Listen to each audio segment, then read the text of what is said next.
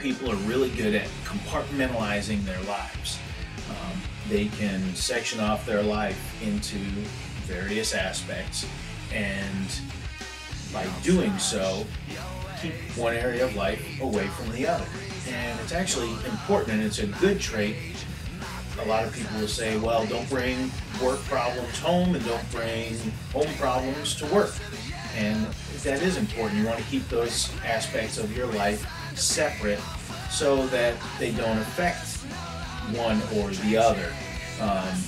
Bringing personal problems to work, and thus your attitude stinks at work, and it can negatively affect your performance. Or bringing your work problems home all the time can negatively affect your relationships with your family and your friends. So you want to try and separate, and again, those things are important, and I think it's a good thing to do. What I've done is I've taken this ice tray, as you can see, and I've kind of done some compartments here. You've got, take a look, I'll try and make this legible to you. You've got religion, God up top, you've got family, you've got work, business, miscellaneous, because we've all got miscellaneous stuff that kind of covers all the other areas that aren't covered in the other segments. There's your marriage and sex life, yep, that too, friendships, food, personal, money, sports, all sorts of things. You can have compartments for just about anything. That's why I threw the miscellaneous one in there, because it kind of is the catch-all for anything that I may have missed. And the interesting thing is we can compartmentalize things, but one thing is our lives, our values, our ethics, and morals should transcend all of these. But what a lot of people do is they compartmentalize. They do this. They do the same thing. They keep these things separate. And so what they do, they take, and I'm going to use a little bit of water to represent God and His presence and our religious values. And they'll go ahead and let God in. And I promise, honey, I'll clean up the mess. They let God into the religion and God segment, right? And maybe even a little bit into family. A little bit. Not every aspect of family. I mean, come on. And so their values are different there with religion and with God than they are in every other area of their lives. Their friendships, food, particularly business and work. They think that, they got to kind of set that God stuff aside while they conduct business, because they've always been successful at doing business a certain way, and you don't want to cross those lines, right? The reality is that God would like to be involved in every aspect of our lives. Our values, our relationship with God should transcend every aspect and every area of our lives. There's nothing secret, okay? We can't hide anything from God. He knows what's going on in all of these areas, right? He's omniscient. He knows all. He's omnipresent. He's everywhere. And so He knows what's going on. He knows what's going on in your bedroom with your wife or your husband at night. He's there. You can't hide it. Just because you turn out the lights and pull the shades, He still knows what's going on in there.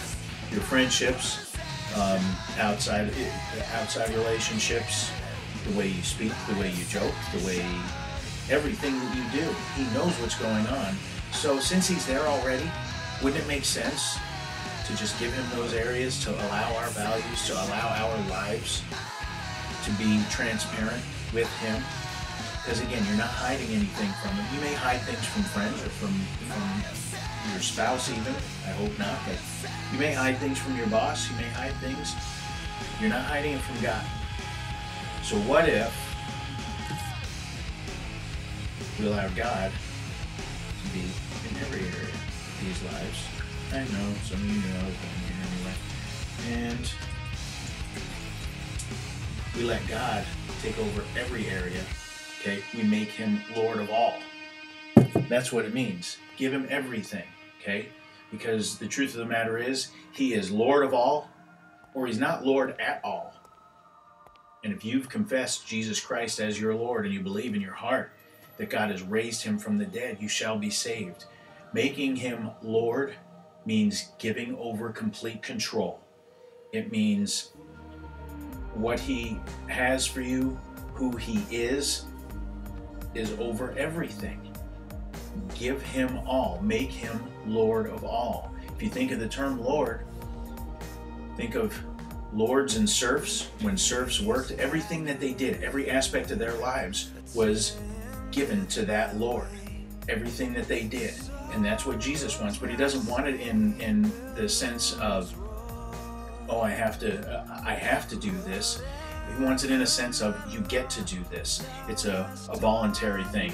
It's a yielding your life thing. It's a surrendering lordship of your life, taking yourself off of the throne and letting Him be on the throne, letting Him be your king, for which every area of your life you yield to Him. Make Him Lord of all in your life. You'll see the blessings, you'll see the prosperity, you'll see the fruit of the Spirit, that joy, that peace, that comfort, that kindness, gentleness. All those things will come forth in your life. You'll bear that fruit in every area of your life, not just your church life, not just a little bit of your family life, but every aspect, every area. Make Him Lord of all. Give Him every compartment, even those ones that you're trying to keep hidden. Open up the doors and ask Him even to search your heart. Ask Him to find areas that maybe you're not giving over to Him. Let Him reveal them to you. And then you can submit and surrender those areas to Him as well. And you'll see the bountiful blessings of God that will flourish in your life. Make Him Lord of all. Thank you for a few minutes of your time. God bless you. Let Him be Lord of all, and we'll see His glory in our lives. Be blessed.